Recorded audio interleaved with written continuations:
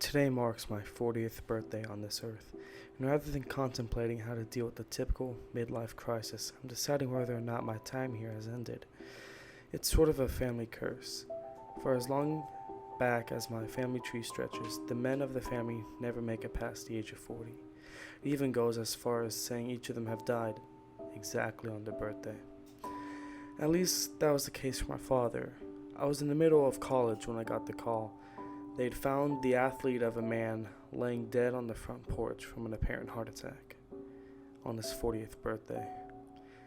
My uncle suffered the same fate a couple years later, as did my brother, who died about 5 years ago.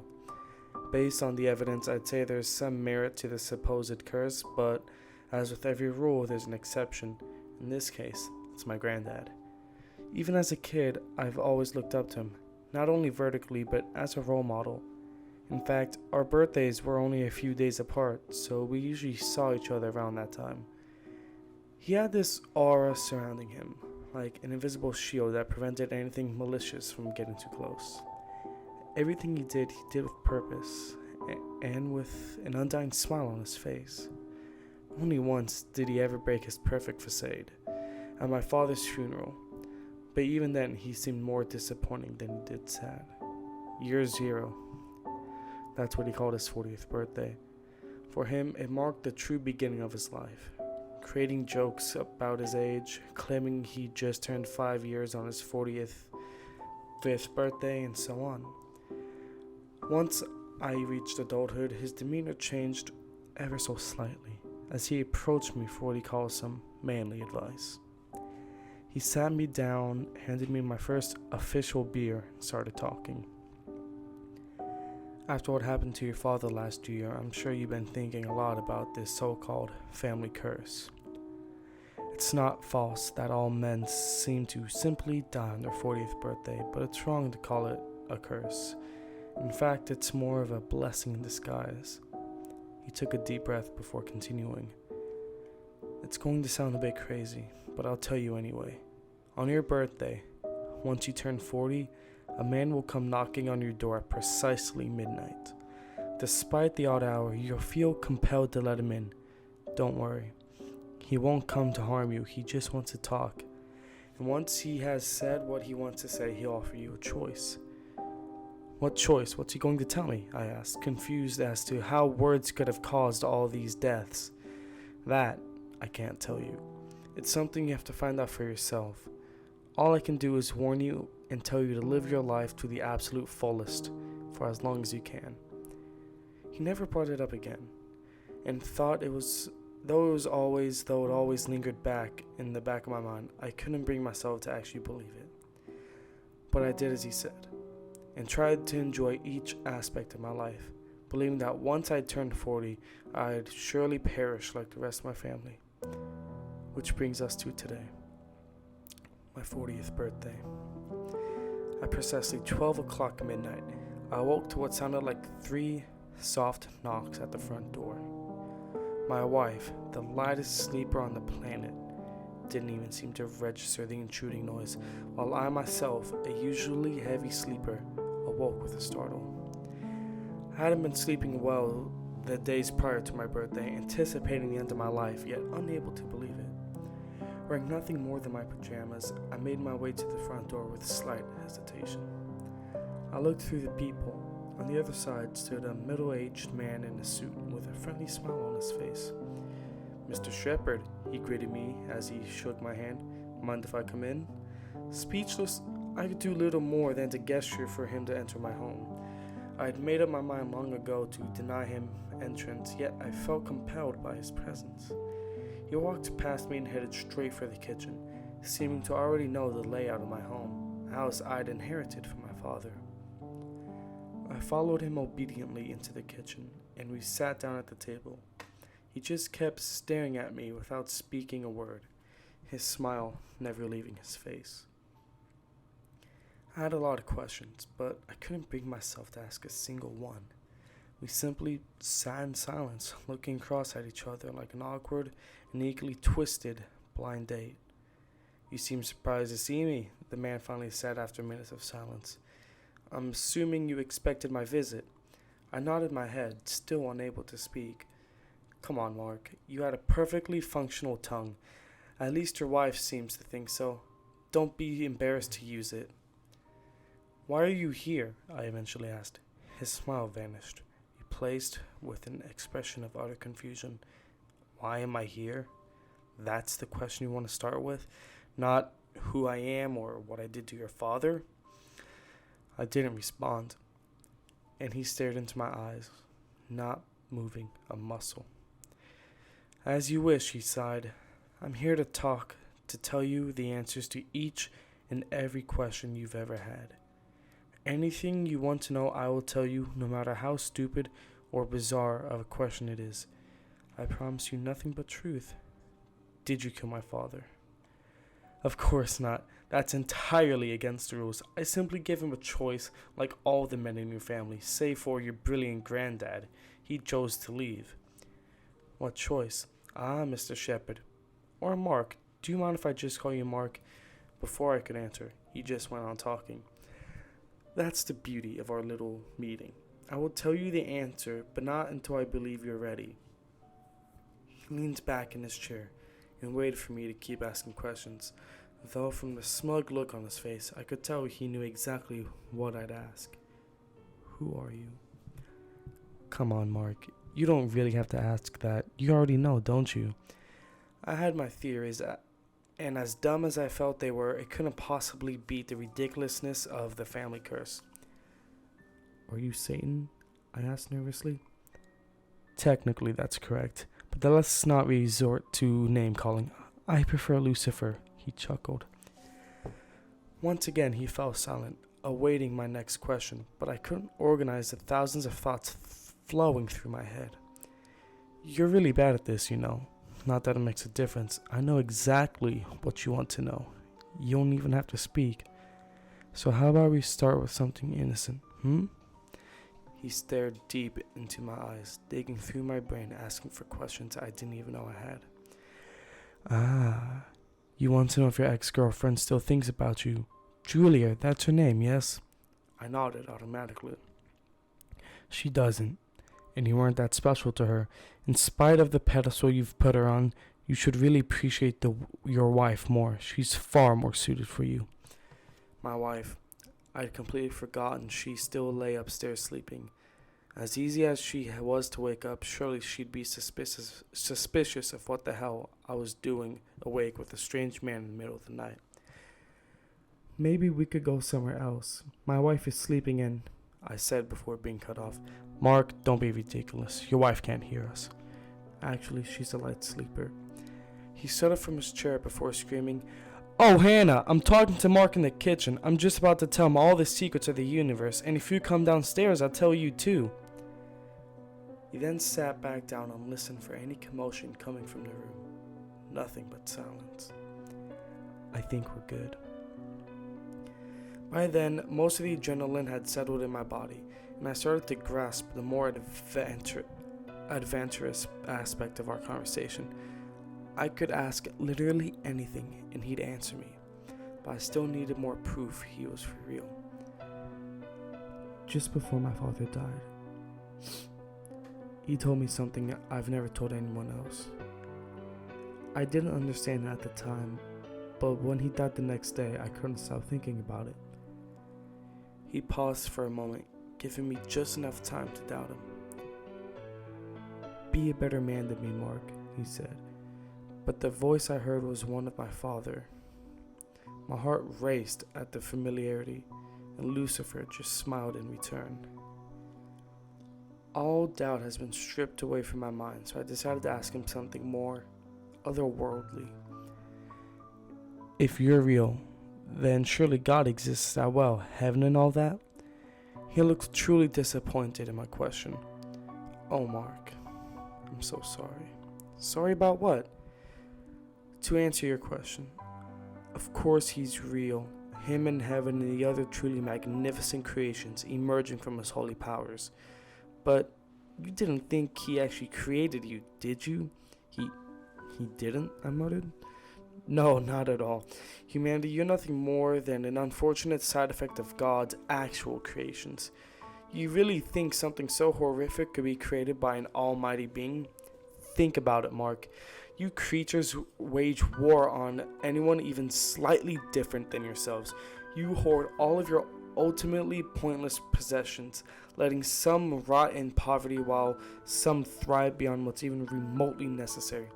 You kill for fun, and in the end, you'll destroy the planet, your own home, just because you're all too selfish to take care of each other. That doesn't sound like something God would create, does it? His words sunk through me, like an anchor had been attached to my soul and tossed into the deepest part of the ocean. There are good people here too. It's not all that bad, I argued. You're right. There are plenty of good people around here, but none of them are truly great. Not a single one of you is able to see the bigger picture. He stood up from his chair and started to pace around as he lectured me on the futile nature of human beings. In the grand scheme of things, nothing you ever do here matters. In the end, you'll all turn to dust floating around the empty void you've so affectionately called space, he finished. I felt crushed. I thought of my wife, the fact that we'd both one day die and whatever feelings we had would be erased as the meat on our bones rotted away in the ground. Our jobs, working to provide a function for society, all of it was a pointless task, only serving to extend the inevitable end of our world. So, what happens when you die? He finished my question for me. Yeah, do we end up in hell?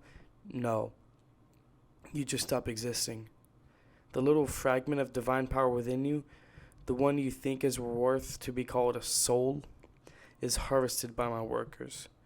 We need the fragments to be more desirable beings. He paused, reverting his attention towards my fridge. You'll probably need a few more minutes to process. Do you have anything to eat? He helped himself to some cold chicken casserole my wife had cooked as a pre-birthday dinner. So, what do you do then, since God has left, apparently leaving you behind with the rest of us? He laughed with his mouth full of chicken, a few pieces of meat flung across the room. I didn't stay behind. I chose to remain here. Someone has to make sure you guys don't revolt. You guys keep taking things that don't belong. It's only a matter of time before you figure out how to cross over. It's actually way easier than you might think. And while I'd love nothing more than a revolution, I just can't leave anyone in charge to lead it. He dug through the casserole in a matter of seconds, loudly chewing through the meat, almost moaning in pleasure as he did. Your wife truly is a wonderful cook, Mark. Remember to thank her for me. What do you want from me anyway? I asked. I want to offer you a choice. Before I could clarify, the walls around us started to dissolve. The ground cracked beneath our feet, and every piece of furniture not stuck to the wall fell through the ground. I stood up in panic and looked at Lucifer with pleading eyes, but we didn't fall with the rest. We simply floated. It wasn't long until the world around us had been erased from existence, and we stood in a gray, empty void. Where are we? I stuttered. Give it a minute, he said calmly. Buildings appeared all around us, tall, modern, architectural masterpieces colored in bizarre mixtures of silver and blue, all stretching far up into the sky, so uniform, nothing deviating from its neighboring design. This is utopia, Lucifer exclaimed as we suddenly found ourselves on top of one of the buildings.